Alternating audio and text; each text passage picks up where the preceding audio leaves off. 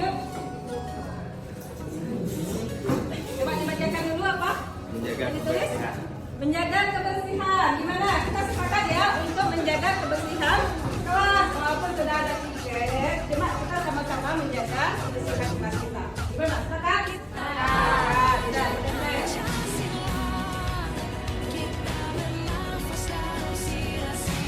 Lanjut.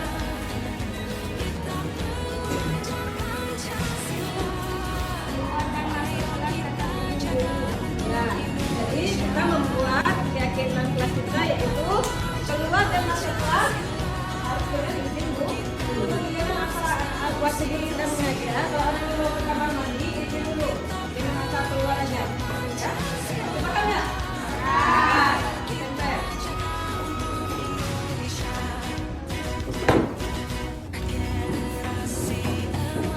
Bacakan dulu.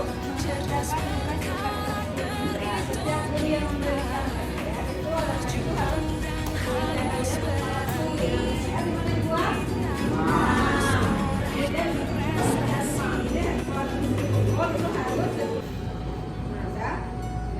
boleh ke kanan sedikit lagi ya.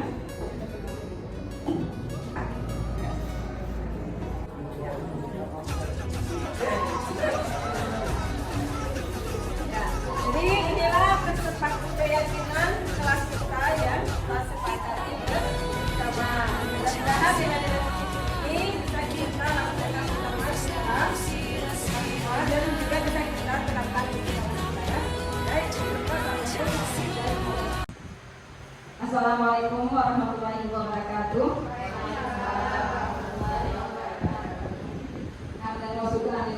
Sholatan wa salamun ala Rasulillah. Asyhadu an la ilaha illallah wahdahu la syarika lah wa asyhadu anna Muhammadan abduhu wa rasuluh. Pertama-tama marilah kita panjatkan puji dan syukur kita kepada Allah Subhanahu wa taala yang telah melimpahkan rahmat, taufik dan hidayahnya kepada kita semua sehingga kita dapat berkumpul dalam ruangan yang berbahagia ini. Sholawat dan salam marilah sama-sama kita sanjungkan ke pangkuan Allah Nabi Muhammad sallallahu alaihi wasallam, Nabi akhir zaman, pembawa rahmat bagi semesta alam. Yang saya hormati Bapak Kepala SMP Negeri 2 Kuala, yang saya hormati Bapak-bapak dan ibu-ibu guru dari SMP Negeri 2 Kuala. Saya mengucapkan banyak terima kasih kepada bapak-bapak dan ibu-ibu yang telah menyediakan waktu untuk menghadiri sosialisasi kami pada kegiatan sosialisasi budaya positif. Saya bukannya mau menggurui atau apa istilahnya mengajari Bapak Ibu semua, cuma saya akan berbagi pengalaman saya selama mengikuti pendidikan calon guru penggerak. Jadi kami telah mengikuti kegiatan ini lebih kurang 3 bulan dengan 1 modul. Semuanya ada 3 modul. Kami akan mensosialisasikan modul yang pertama. Dari budaya positif kita lihat. Koneksi antar materinya, kami telah mempelajari 4 materi. Yang pertama adalah refleksi filosofi pendidikan Indonesia yaitu oleh Bapak Ki Hajar Dewantara. Yang kedua, kami mempelajari modul 1.2 yaitu nilai dan peran guru penggerak. Yang ketiga, kami mempelajari visi guru penggerak. Kemudian kami yang mempelajari adalah budaya positif. Bagian dari 1.1 yaitu materi yang dapat dari hari adalah yang pertama pemikiran beliau yaitu pendidikan adalah menuntut. Yang kedua, pendidikan bukan tabula rasa, itu maksudnya peserta didik itu bukanlah lembar kosong, tapi peserta didik itu adalah sebuah kertas yang telah ada tulisan di situ. Kita tinggal menebalkan setiap tulisan yang ada di sebuah kertas tersebut. Kemudian ada pendidikan ibadah petani, nanti kita akan jelaskan. Selanjutnya pendidikan berhamba kepada anak. Ya. Jadi kita lebih menghargai seorang anak. Kemudian nilai-nilai dan peran guru penggerak, yaitu nilainya kami di sini diharuskan memiliki nilai mandiri, kolaboratif, inovatif, reflektif, dan berpihak kepada murid. Kemudian peran kami di sini adalah kami diusahakan untuk bisa menjadi seorang pemimpin pembelajaran, menggerakkan komunitas praktisi, menjadi coach, mendorong kolaborasi antar guru dan memberikan kepemimpinan murid. Kemudian visi guru penggerak, di sini kami diajarkan bagaimana cara melakukan pemetaan kekuatan, melakukan inquiry administratif dengan penerapan belajar. Kemudian untuk budaya positif, di sini nanti saya akan mengambil budaya positif tentang keyakinan kelas. Nah, tujuan akhir dari pembelajaran bab 1 ini adalah yang pertama filosofi pemikiran dari KHD, kemudian mempelajari nilai dan peran guru penggerak, kemudian kami telah belajar visi guru penggerak dan juga telah belajar tentang budaya positif. Sehingga tujuan akhirnya adalah mewujudkan profil pelajaran Pancasila. Ini merupakan Menteri Pendidikan kita, yaitu Nadiem Makarim.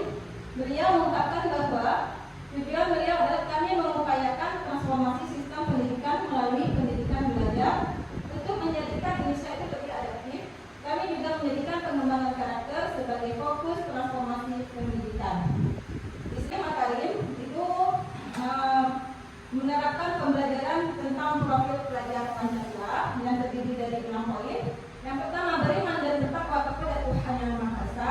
Yang kedua, mandiri. Yang ketiga, benar kritis. Yang keempat, kreatif. Yang kelima, bergotong royong. Dan yang terakhir, berkebinekaan global.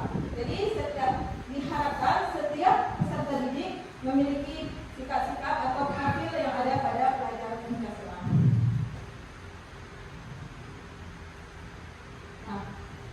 Ini merupakan Bapak Pendidikan Nasional kita, yaitu Bapak Ki Hajar Dewantara. Beliau mengungkapkan bahwa pada dasarnya dahulu itu tidak semua masyarakat berhak memperoleh pendidikan. Yang bisa memperoleh pendidikan adalah orang yang memiliki seorang bangsawan, kemudian juga seseorang yang mau bekerja dengan pemerintah kerja berada sehingga diangkat menjadi pegawai. Jadi beliau berpikiran mengapa pendidikan itu hanya khusus untuk orang tertentu saja. Makanya beliau selanjutnya berpikiran bahwa pendidikan itu boleh untuk siapa saja, sehingga beliau mengharapkan pendidikan itu istilahnya pendidikan yang merdeka. Semua orang berhak untuk mendapatkan pendidikan. Kemudian Ki Hajar menjelaskan bahwa tujuan pendidikan yaitu menuntut segala kodrat yang ada pada anak-anak agar mereka itu dapat mencapai keselamatan dan kebahagiaan yang setinggi-tingginya, baik sebagai manusia maupun sebagai anggota masyarakat. Jadi anak-anak itu tidak boleh terlalu dipaksakan saat ini ya. Jadi istilahnya anak-anak itu dalam proses pembelajarannya itu harus dengan keadaan bahagia. Kemudian KHD juga mengungkapkan bahwa dalam menuntun laku dan pertumbuhan kodrat anak, KHD mengibaratkan peran pendidik yaitu sebagai seorang petani. Sedangkan anak-anak itu seperti biji tumbuhan yang akan disemai. Bila biji tersebut ditempatkan di tanah yang subur dan mendapatkan perawatan dari petani seperti pemupukan, penjelang hama, penyinaran, dan sebagainya, maka biji tumbuhan tersebut akan tumbuh dengan baik. Begitu pula sebaiknya. Jadi kita sebagai seorang guru di sini harus mendidik peserta didik itu sesuai, harus betul-betul melaksanakan tugas dengan rasa tanggung jawab supaya peserta didik kita tersebut memperoleh ilmu yang kita sampaikan. Jadi pada intinya pemikiran KHD itu guru sebagai penuntut siswa menuju kebahagiaan dan keselamatan dengan memperhatikan kodrat alam dan kodrat zaman ya. Kodrat alam itu sesuai dengan keadaan lingkungan sekolah. Kodrat zaman itu berarti kita harus mengikuti perkembangan zaman yang kita. Jadi perkembangan zaman itu kan selalu berubah. Jadi sekarang zamannya teknologi kita terapkan juga dengan sistem teknologi untuk melakukan pembelajaran. Kemudian budaya positif menuntut siswa untuk melakukan hal positif sehingga dapat membentuk karakter yang baik yang akan bermanfaat untuk mereka. Selanjutnya nilai dan peran guru penggerak, dan bahwa peran guru penggerak itu bertujuan untuk mewujudkan filosofi dari KHD, yaitu sebagai penuntut untuk menciptakan kondisi pembelajaran dan lingkungan sekolah yang positif dan berpihak pada murid, sehingga budaya positif akan tercapai dan terwujud kebahagiaan dan keselamatan untuk murid, untuk dirinya sendiri maupun untuk masyarakat. Kami juga mempelajari itu apa itu inquiry apresiatif, yaitu membangun budaya positif di sekolah diperlukan kolaborasi positif dalam menerapkan budaya positif. Peran seorang dosen penggerak yaitu sebagai agen transformasi yang berpihak pada murid. Jadi sekolah itu akan lebih mudah untuk mewujudkan visi sekolah melalui pendekatan inquiry apresiatif. Langkah-langkahnya yaitu dengan melakukan kerja, yaitu pendekatan kolaboratif berbasis kekuatan menggunakan prinsip psikologi positif dan prinsip pendidikan positif. Visi masa depan yang saya inginkan adalah mewujudkan murid merdeka belajar dan berkarakter sesuai dengan profil pelajar Pancasila. Apa itu budaya positif? Budaya positif di sekolah merupakan nilai-nilai atau keyakinan dan kebiasaan di sekolah yang berpihak pada siswa agar siswa dapat tumbuh dan berkembang menjadi pribadi yang bertanggung jawab, kritis, dan penuh rasa hormat. Jadi budaya positif ini penting dikembangkan di sekolah untuk meningkatkan mutu sekolah. Jadi mutu sekolah dapat dilihat dari budaya positif yang dikembangkan pada sekolahnya. Budaya positif di sekolah akan membantu pencapaian visi dari sekolah kita. Nah, budaya positif di sini terdiri dari 6 bagian. Yang pertama itu perubahan paradigma positif, adanya konsep disiplin positif dan motivasi. Yang ketiga keyakinan kelas, yang keempat pemenuhan kebutuhan dasar, yang kelima 5 posisi kontrol, dan yang terakhir adalah segitiga restitusi. Nah, perubahan paradigma positif ini menurut Dr. William Leder dalam kontrol teori untuk meluruskan beberapa miskonsepsi tentang kontrol. Jadi guru itu ilusi guru mengontrol murid. Jadi sebenarnya murid itu tidak semuanya ingin dikontrol, ingin didisiplinkan. Merupakan hanya sebuah ilusi bagi seorang guru. Kemudian ilusi bahwa semua penguatan positif, efektif dan bermanfaat. Yang ketiga, maksudnya apa yang kedua ini? Ilusi bahwa semua penguatan positif itu efektif dan bermanfaat. Maksudnya kita di sini sering memberikan hadiah. Penguatannya itu dalam bentuk hadiah kepada siswa. Jadi sebenarnya tidak semua siswa itu jika kita berikan sebuah hadiah itu disiplinnya akan lebih kuat. Ya. Dan itu jadi merupakan ilusi kita juga sebagai seorang guru. Kemudian ilusi bahwa kritik dan membuat orang merasa bersalah dapat menguatkan karakter. Jadi tidak semua itu murid mau dikritik dan membuat peserta didik tersebut merasa bersalah itu tidak merupakan suatu ilusi bagi seorang guru. Kemudian yang keempat, ilusi bahwa orang dewasa itu memiliki hak untuk memaksa. Jadi itu tidak boleh bagi seorang guru untuk memaksa pembelajaran kepada peserta didik. Jadi yang benarnya adalah teori kontrol tentang dunia, yaitu realitas kebutuhan kita berbeda. Yang kedua, setiap orang itu memiliki gambaran yang berbeda. Yang ketiga, kita berusaha memandangi pandangan orang lain tentang dunia.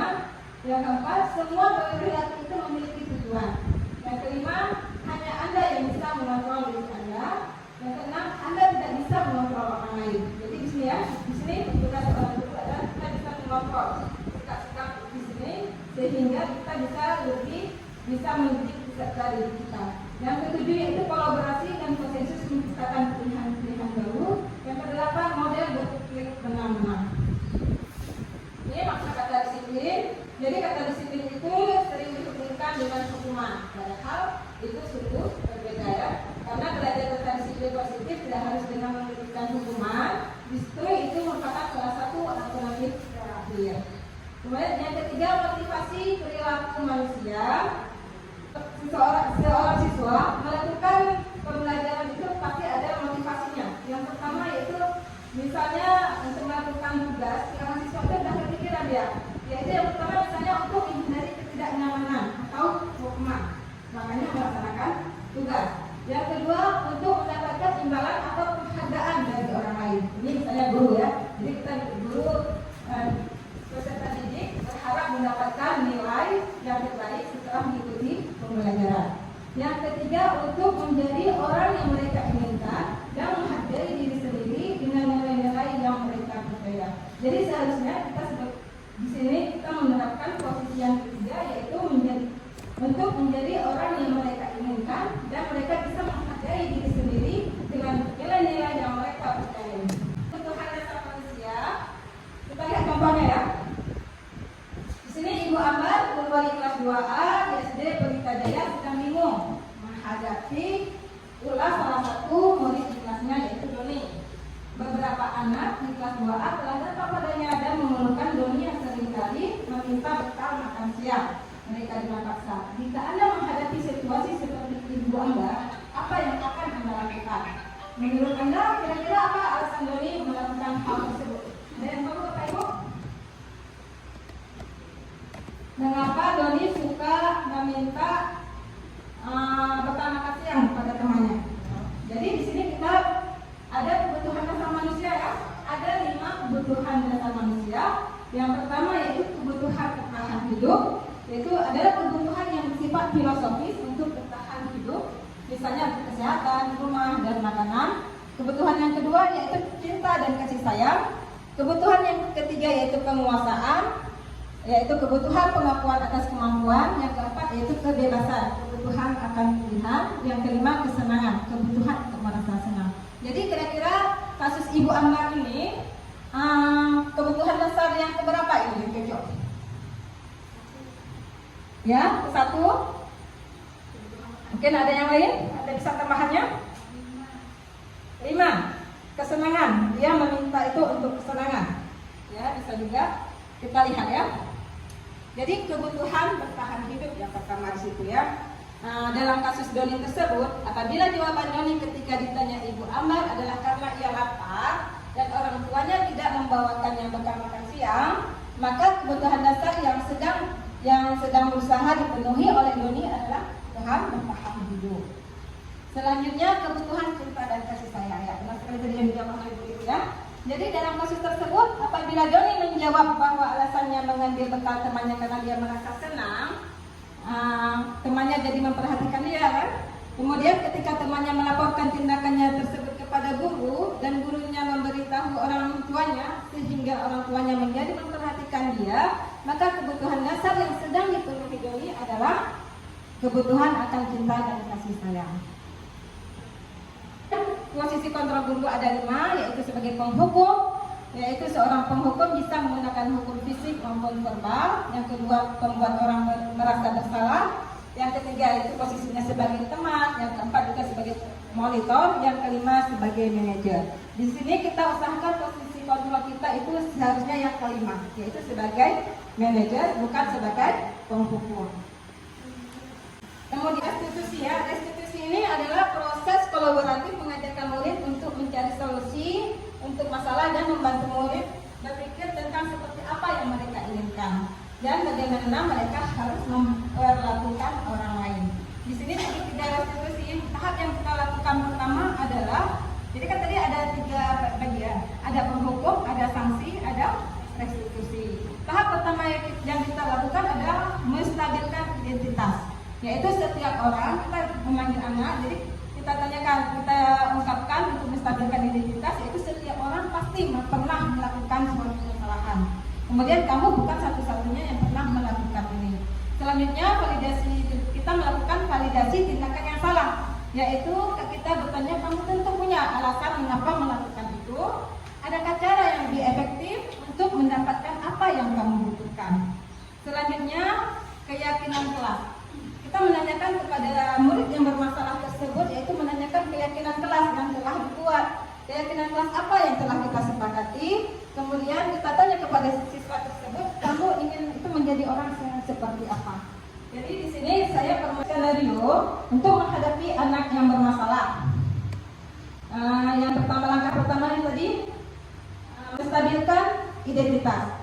Jadi teori kontrol sebagai seorang guru adalah kita semua akan melakukan hal terbaik yang bisa kita lakukan. Kalimat yang bisa kita gunakan adalah, misalnya si Reva, dia telah pergi sekolah.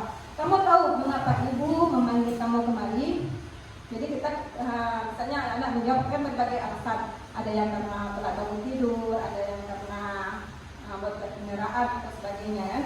Jadi semua kita sebagai seorang guru melakukan teori kontrolnya, yaitu semua orang pernah melakukan kesalahan, Tetapi yang paling utama adalah bagaimana mencari solusi dari permasalahan tersebut. Jadi kita menanyakan kepada anak tersebut bagaimana cara mengatasi untuk meningkatkan kedisiplinan misalnya anak murid yang terlambat tadi.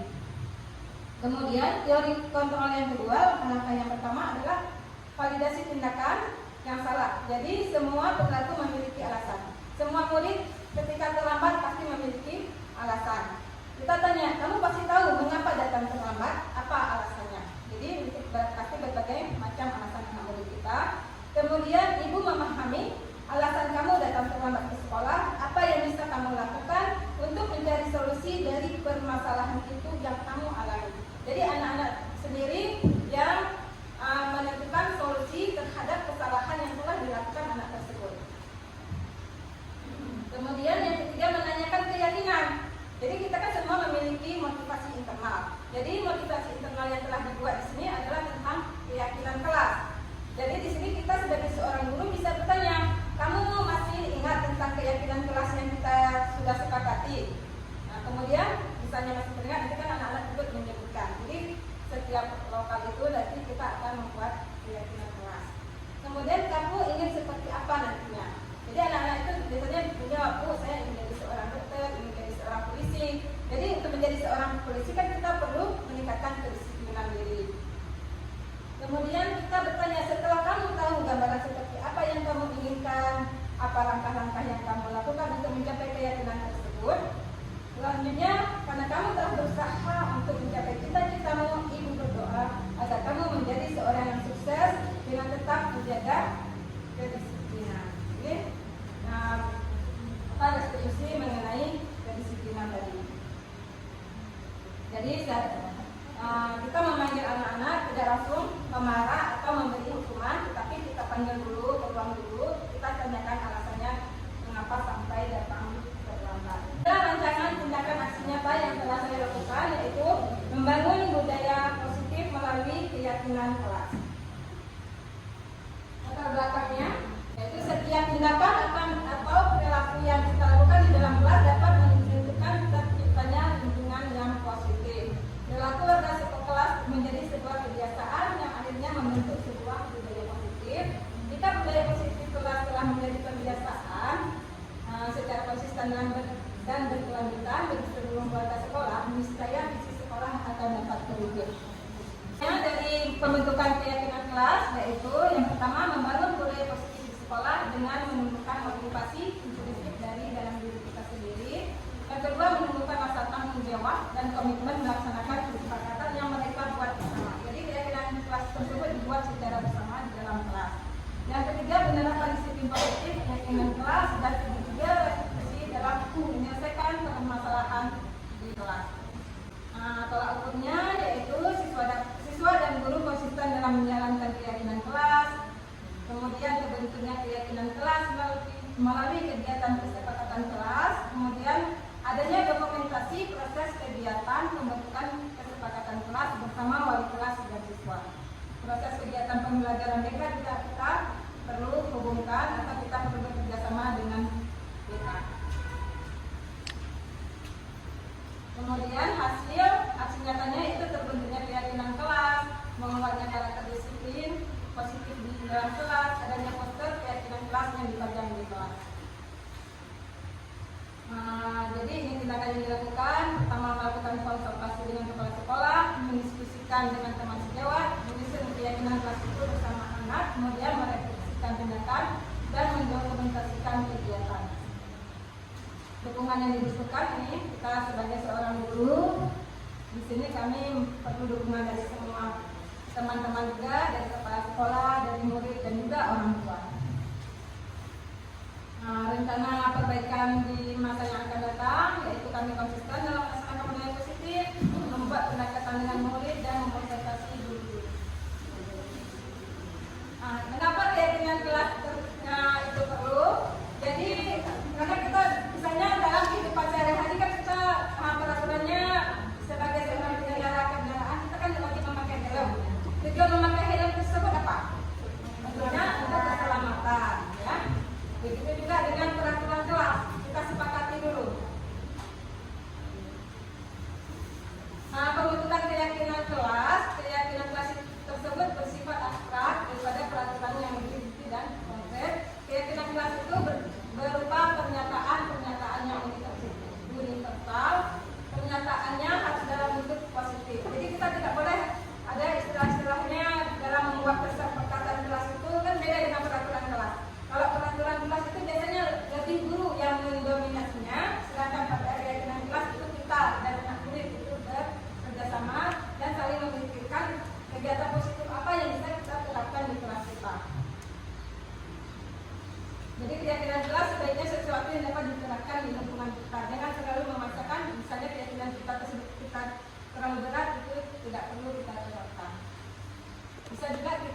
kegiatan tersebut ditinjau dari waktu ke waktu.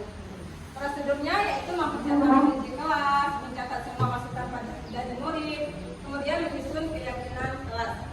Contoh kalimat negatif di sini, jangan berlari di kelas atau koridor.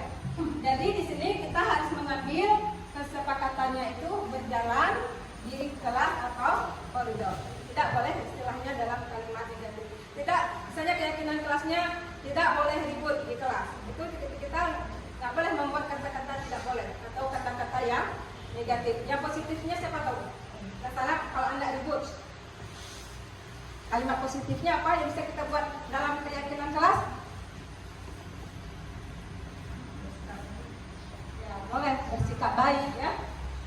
Inilah contoh keyakinan yang telah saya buat di kelas dalam bentuk video. Ini kemudian resolusinya. Doa setiap memulai kegiatan ini, nilai-nilai positif yang kita terapkan di sekolah kita.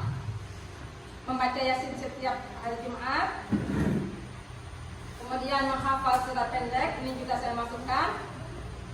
Literasi di halaman sekolah juga, kemudian budaya 7S, ya, kita ada memberi salam setiap pagi.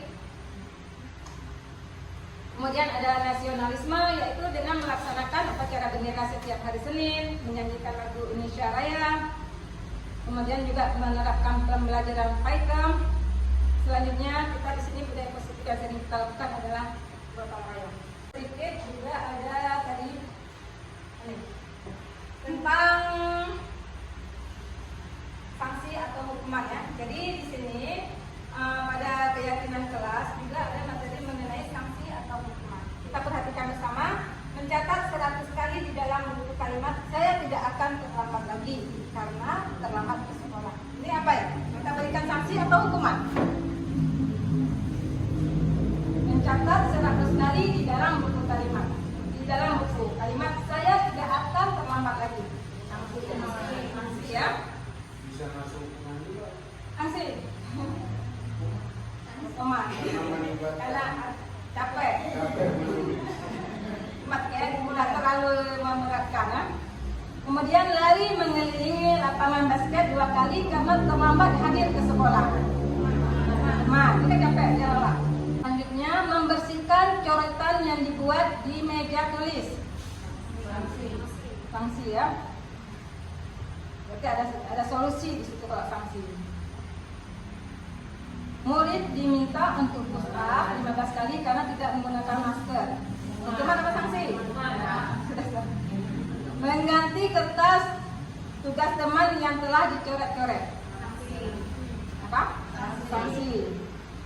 Berjemur di lapangan basket pukul 12. Apa nih? Hukuman. Murid diminta bertelanjang kaki sepanjang hari karena tidak menggunakan sepatu warna hitam sesuai peraturan sekolah. Kita sering kali ini ya. Saya sendiri memang. Apa itu? Hukuman. Ya, gitu. Berdiri di depan kelas sambil mengangkat kaki satu karena tidak bisa menjawab pertanyaan. Hukuman. Membersihkan tumpahan air di meja tulis karena tersenggol pada saat belajar. Ya. Kehilangan 10 menit jam istirahat untuk mengerjakan tugas karena terlambat datang dan tertinggal pelajaran selama 10 menit. Sanksi kita lihat. Berarti sudah paham semua yang mana hukuman, yang mana sanksi ya. Duduk di bangku di pinggir lapangan pada jam istirahat, tidak diizinkan bermain oleh guru piket karena mencederai teman saat bermain di lapangan. Sanksi.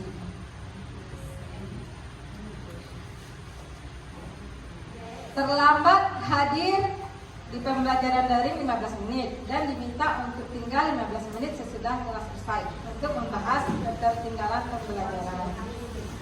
Jadi kita lihat, ya benar.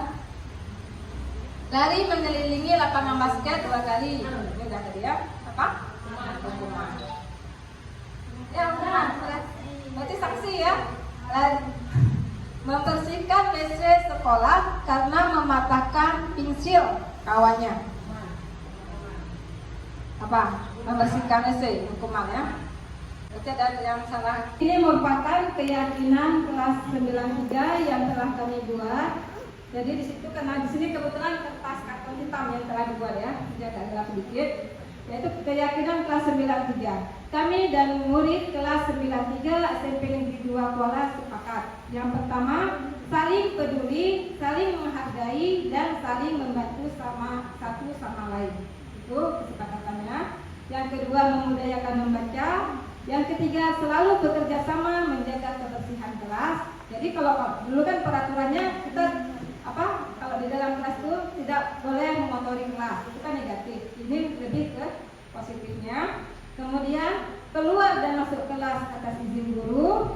Yang keempat, melaksanakan piket dengan penuh rasa tanggung jawab. Yang kelima, datang tepat waktu. Yang keenam, mengambil keputusan dengan musyawarah. Yang ketujuh, meningkatkan disiplin.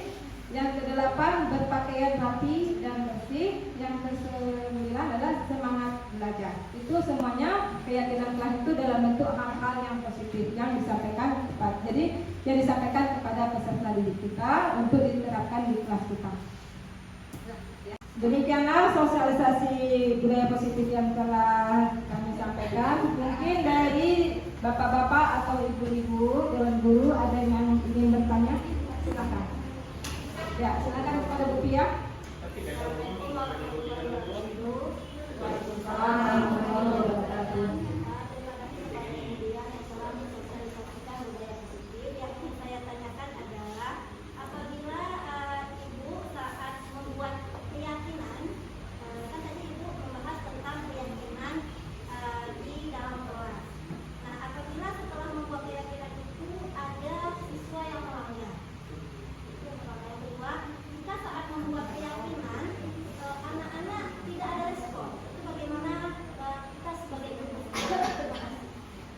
Terima kasih kepada Bu Pia, bagus sekali pertanyaannya. Jadi setiap keyakinan kelas itu memang pasti ada siswa yang tidak melaksanakan keyakinan tersebut atau istilahnya melanggar. Sebenarnya kan keyakinan itu mereka sendiri yang buat, mereka sendiri yang menuliskan keyakinan tersebut. Tetapi mereka dengan sengaja melanggarnya. Kita bisa menerapkan dengan restitusi. Beda dengan tidak langsung kita harus menghukum peserta didik tersebut atau memberikan sanksi. Boleh langsung ke restitusi, memanggil anak tersebut ke dalam kelas. Misalnya keyakinan apa yang dilanggar, misalnya tentang disiplin waktu atau tidak mengerjakan tugas pada waktunya. Nah, itu kita panggil ke kelas, ke ruang guru, bisa kita tanyakan alasan-alasannya. Kemudian kita mengingatkan kembali kepada mereka tentang keyakinan kelas yang telah kita buat tadi. Mudah-mudahan anak tersebut bisa berubah. Selanjutnya, misalnya tidak ada respon, misalnya kita membuat keyakinan kelas, kemudian peserta didiknya tidak mau merespon, kita bilang aja, nah, ini kan beda dengan peraturan kelas. Peraturan kelas itu lebih ibu yang memaksa kalian. Kalau keyakinan kelas itu hal-hal positif, apa yang bisa kita ambil di kelas, kita terapkan di kelas. Nah, jadi daripada kita buat peraturan kelas itu terlalu disiplin, kemudian ada sanksinya lagi. Biasanya peraturan kelas itu lebih ke sanksi atau ke hukumannya. Jadi beda dengan keyakinan kelas ini ya. Nah, demikian Ibu Pia. Mungkin ada tambahan dari guru-guru yang lain? Ya. Demikianlah.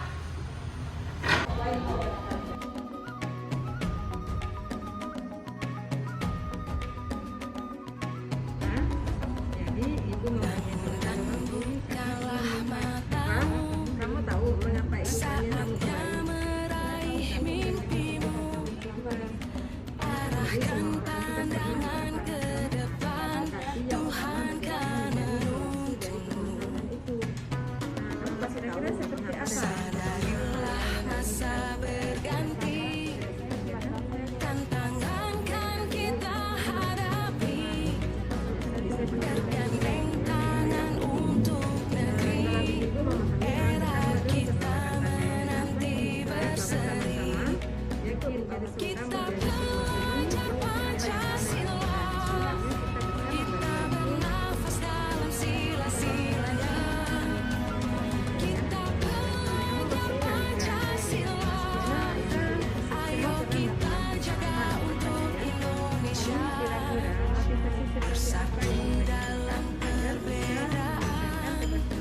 kamu ingin bertemu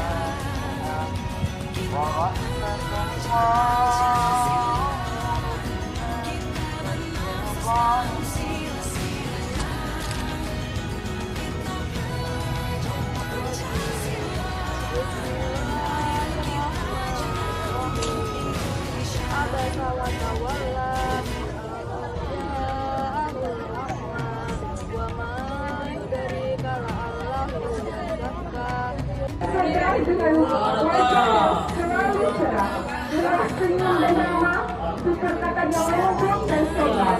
Sifat baik inilah yang menjadikan Umar dan kawan-kawannya senang dan betah bekerja. Saudara dengan wajah yang selalu cerah, dengan senyum dan ramah, disertakan yang lembut dan sopan. Sifat baik inilah yang menjadikan Umar dan kawan-kawannya senang dan betah bekerja. Saudara dengan wajah yang selalu cerah, murah senyum dan ramah, disertakan yang lembut dan sopan. Sifat baik inilah yang menjadikan Umar dan kawan-kawannya senang dan betah bekerja. Saudara dengan wajah yang selalu cerah, murah senyum dan ramah.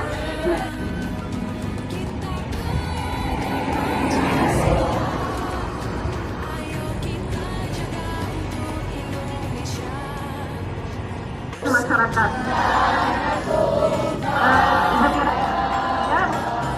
amanah ibu pada pagi sedang yang berbahagia ini semoga bisa bermanfaat untuk kita semua. Ibu tutup dengan lebih lagi topik hidayah masyarakat. Ada dari kelompok lain yang akan bertanya?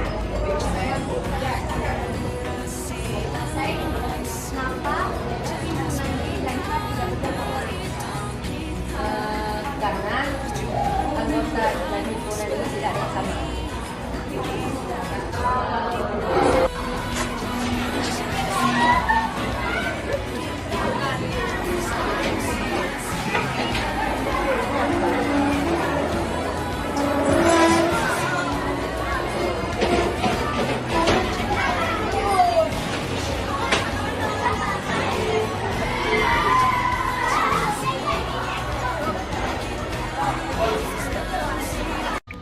Assalamualaikum warahmatullahi wabarakatuh.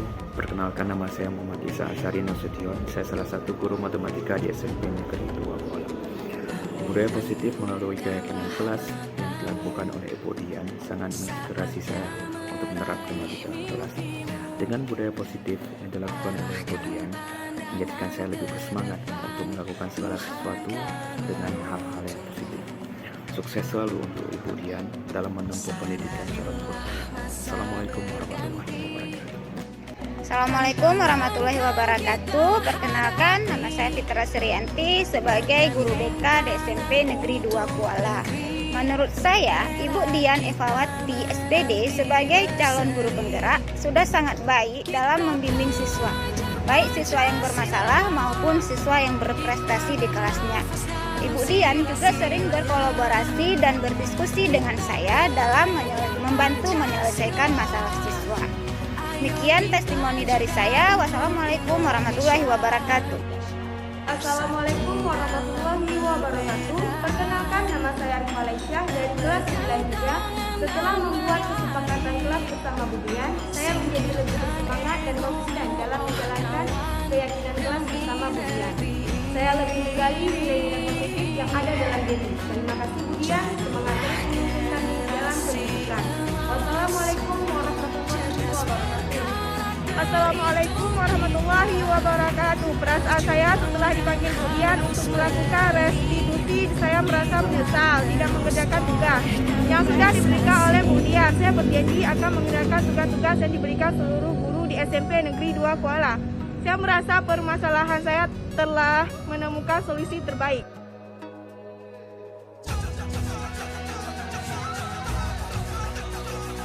Assalamualaikum warahmatullahi wabarakatuh.